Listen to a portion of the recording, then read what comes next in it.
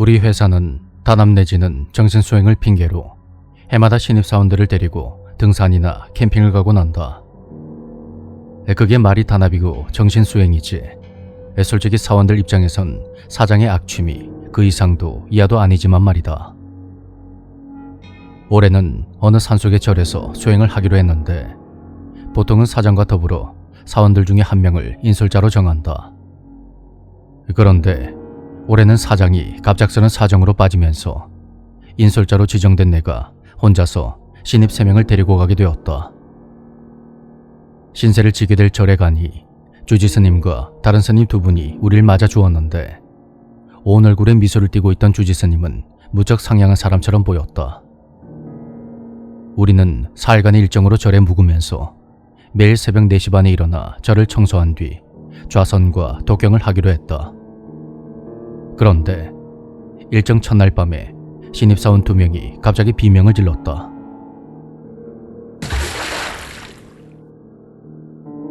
무슨 일인가 싶어 뛰어가 보니 2 사람이 경악스러운 얼굴로 절에 있는 우물 안을 들여다보고 있었다. 우물 안을 구경하고 있는데 갑자기 옆에서 웬 여자아이가 나타나서는 우물 속으로 떨어졌다는 것이다. 깊은 산중에 있는 절에 그것도 한밤중에 웬 여자인가 싶었지만 사원들이 직접 봤다고 하니 일단 바로 S스님을 불러왔다.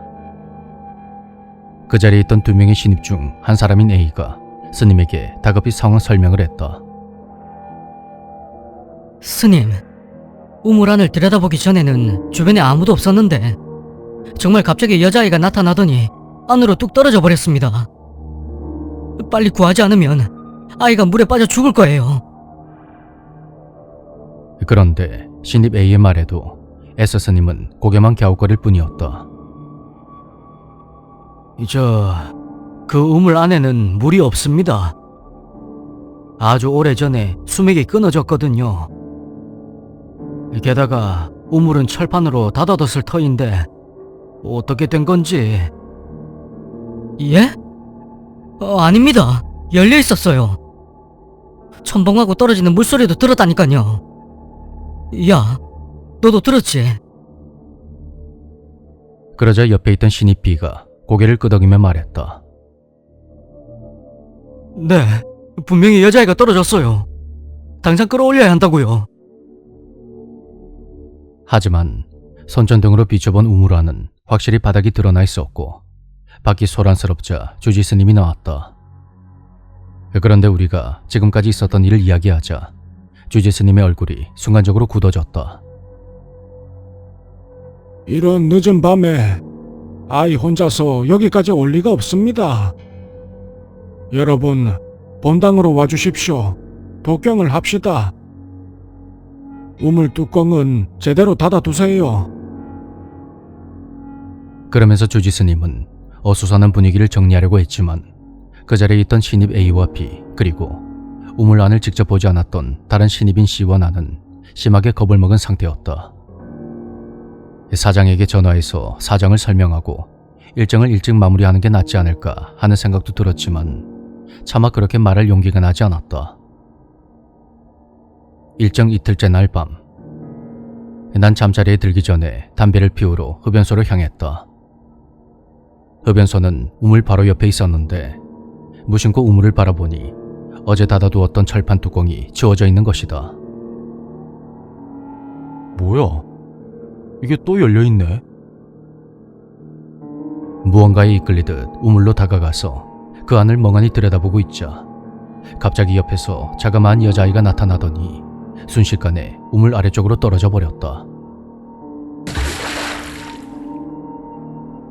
그때 담배를 피우러 나온 A가 내 옆으로 다가왔고 얼굴이 하얗게 질려버린 나는 그에게 방금 전에 여자아이가 떨어지는 걸 봤다고 말했다. 그러자 A가 사색이 된 얼굴로 말했다. 주임님, 여기 진짜 위험한 것 같아요. 그만 돌아가면 안 될까요? 나 역시 그와 같은 마음이었지만 시간도 너무 늦은 데다가 하루만 버티면 모든 일정이 끝날 터였다. 나는 애써 괜찮은 척 A를 달래며 그만 안으로 들어가려 했다. 그런데 그때였다. 무슨 짓을 하는 겁니까? 위험하니까 철판을 열면 안 됩니다. 스님, 저희가 한 게 아닙니다. 그리고 저도 방금 그 여자아이를 봤습니다. 혹시 옛날에 여기서 무슨 일이라도 있었습니까? 아무 일도 없었습니다. 여러분은 지금 뭔가에 홀려 있는지도 모릅니다. 본당에서 독경을 합시다.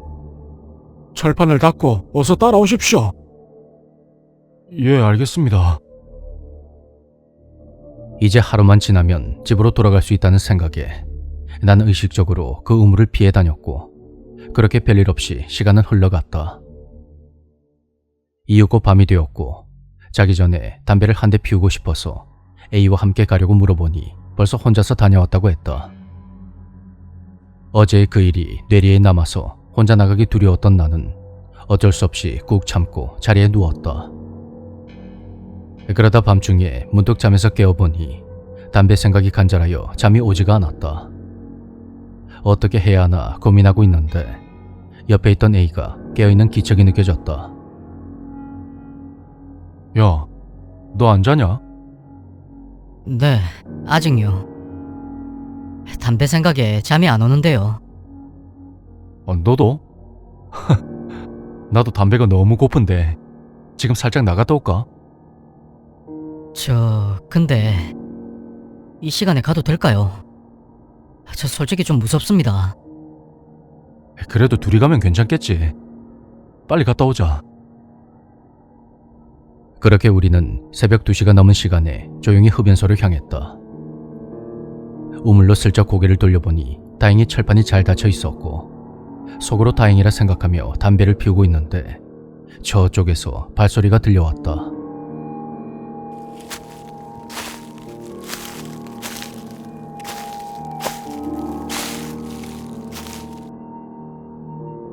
어둠 속에서 희미하게 모습을 드러낸 것은 주지 스님이었다. 스님 죄송합니다. 담배를 못 참겠어서요. 저희 이것만 피우고. 그런데 주지 스님이 내 말을 무시하고 곧장 우물로 가더니 그 위에 덮여진 철판을 치우고 아무 말 없이 가버리는 것이다. 그러니까 철판을 치운 장본인이 바로 주지 스님이었던 것이다. 예상 밖의 상황에 놀란 나와 A가 우물로 시선을 돌리자 우리가 본 그 여자아이가 우물 안을 들여다보고 있었다. 그런데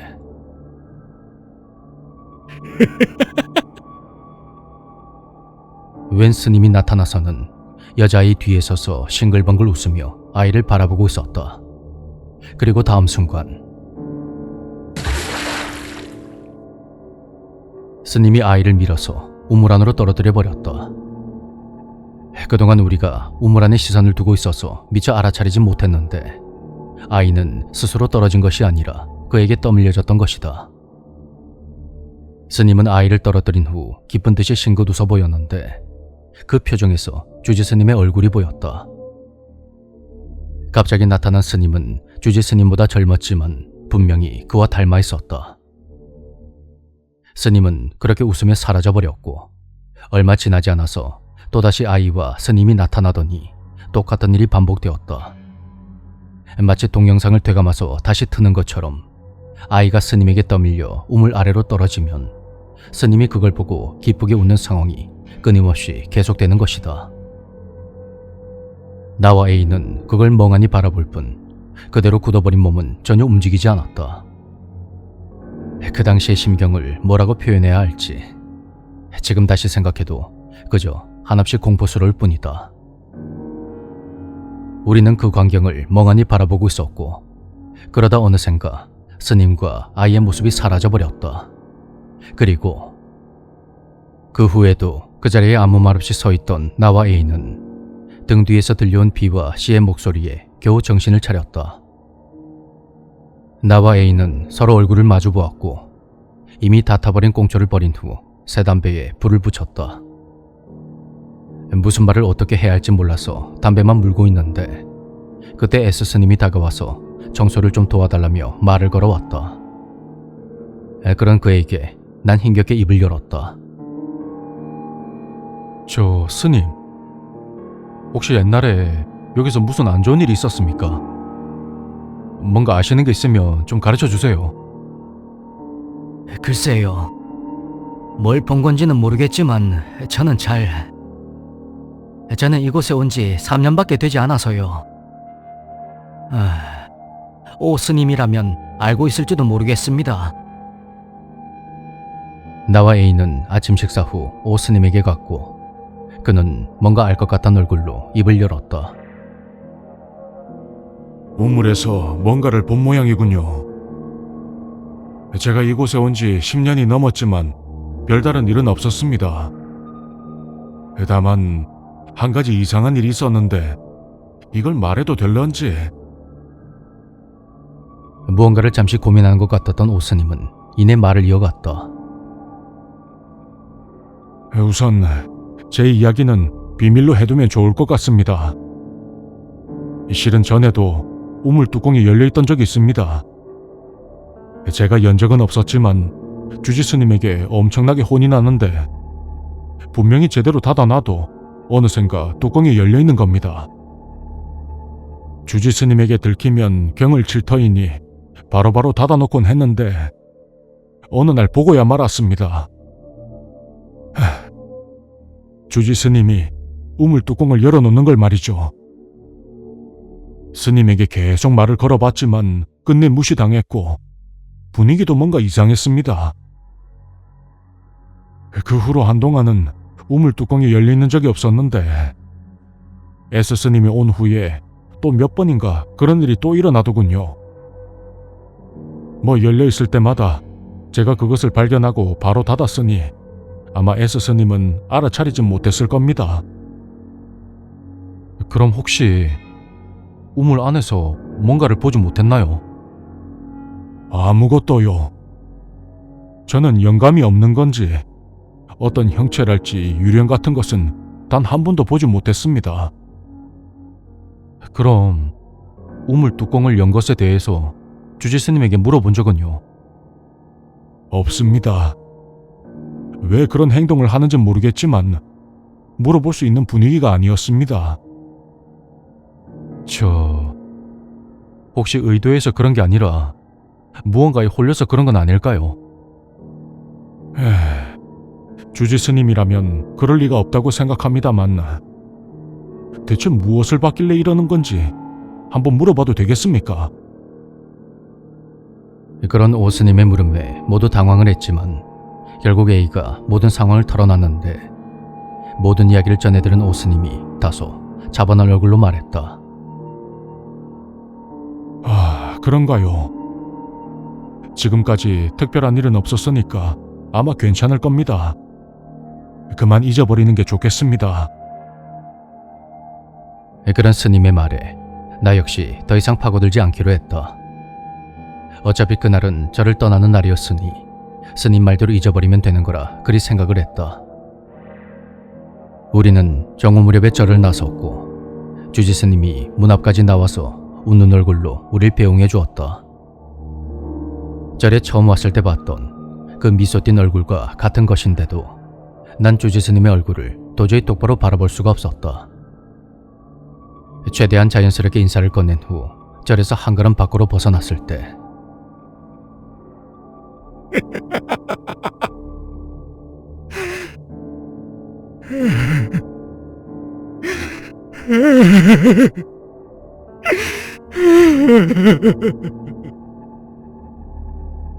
주지 스님이 갑자기 미친 듯이 웃다가 아이처럼 울기 시작했다. 뭔가 제정신이 아닌 것 같은 그의 모습에 비와 씨가 먼저 도망을 쳤고 두 스님들이 주지 스님을 필사적으로 말렸지만 어쩔 도리가 없어 보였다. 내가 주지 스님에게 가까이 다가가자 그가 기쁜 듯이 싱긋 웃어 보였고 그 얼굴을 본 순간 나와 A도 그 자리에서 도망쳐버렸다. 그날 이후로 A는 뭔가 이상한 사명과 같은 것을 가지고 절에 대해서 조사하기 시작했는데 나에게도 필사적으로 도움을 청했다. 주인님, 같이 조사해봐요. 마지막에 그 주지 스님이란 사람이 어떤 행동을 하는지 주임님도 봤잖아요. 이대로는 그 아이가 너무 불쌍해요. 그 아이 나름대로는 우리에게 무언가를 이야기하려 했던 걸지도 모릅니다. 게다가 우리가 우물가에 멍하니 서 있었을 때 그 아이가 주임님을 계속 보고 있었다고요. 그 말을 들은 나는 깜짝 놀라고 말았다. 정작 나 자신은 전혀 눈치채지 못하고 있었던 것이다. 정말 A의 말대로 그 아이는 자신의 존재를 알아채지 못하는 두 스님들 대신 우리에게 도움을 청했던 건지도 모른다. 뭔가 도와주고 싶은 마음은 있었지만 그걸 행동으로 옮기기엔 역부족이었다. 몇 번이고 보았던 여자아이의 얼굴이나 인상착의는 기억이 나지 않는데 어째선지 주지스님의 웃는 얼굴만은 잊히지가 않았던 것이다.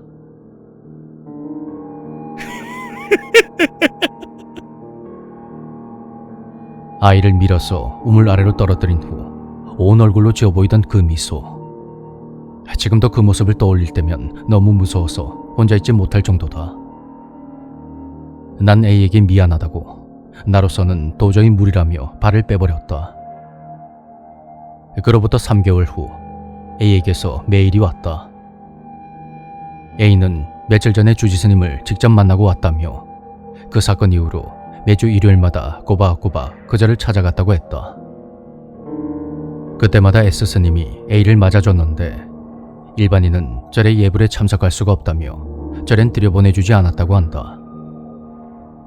바로 저번 주 일요일에도 친구와 함께 그 절에 찾아갔는데 상황은 역시나 마찬가지였고 화가 난 A는 안으로 들여보내주지 않으면 경찰서로 가서 내가 본 것을 그대로 말하겠다며 소리를 질렀다고 한다. 그렇게 한참이 지나자 S스님이 A를 절 안으로 들였고 A는 주지스님과 둘이서 독대를 하게 되었다. A는 자리에 앉자마자 그에게 이렇게 물었다. 단도직입적으로 묻겠습니다. 그 아이, 당신이 옛날에 밀어서 죽인 아이 맞죠? 솔직하게 말하세요. 안 그러면 앞으로도 계속 찾아올 겁니다. 그러자 내내 말이 없던 주지스님이 천천히 입을 열었다. 벌써 20년이 다 된 이야기군요. 내 여동생에겐 딸이 있었습니다. 어릴 적 내 동생의 모습을 꼭 닮은 그 아이는 정말 사랑스러웠죠. 그래서 밀어버렸습니다. 뭐라고요? 그게 대체 무슨 말인지 모르겠어요. 모르겠죠. 조카는 사고사로 죽었습니다. 사고사라니? 당신이 죽인 거잖아. 사고사입니다. 그렇게 처리가 됐어요. 이봐 당신 스님이잖아. 근데 어떻게 그런 짓을 할 수가 있어? 그러고도 아무렇지도 않은 거야. 당신은 이미 그 아이의 원혼에게 홀려 있어. 언제 죽을지도 모른다고. 그러니 회심해. 그래야 아이도 성불할 거 아니야. 그래요. 나는 홀려있고 조카는 날 원망하고 있죠. 그리고 이대로 영원히 내 곁에 있어주는 겁니다. 성불이라니 정말 터무니없는 짓 아닙니까? 조카는 이 모습 그대로 언제까지나 나와 함께 있는 겁니다.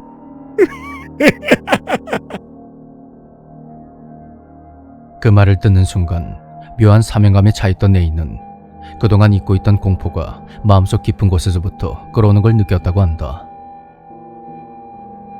이제 진실을 알았으니 만족합니까? 그럼 그만 돌아가시죠. 그리고 다시는 오지 마세요. 만약 이곳에 또 발걸음을 한다면 그때는 나도 생각이 있습니다. 그 길로 절을 빠져나온 A는 차에서 기다리고 있던 친구도 뒤로 한 채 집으로 돌아왔다고 한다. 그러면서 A는 이런 말을 덧붙였다. 그가 살인을 자백한 셈이니까 경찰에 신고해야 하나 고민도 했습니다.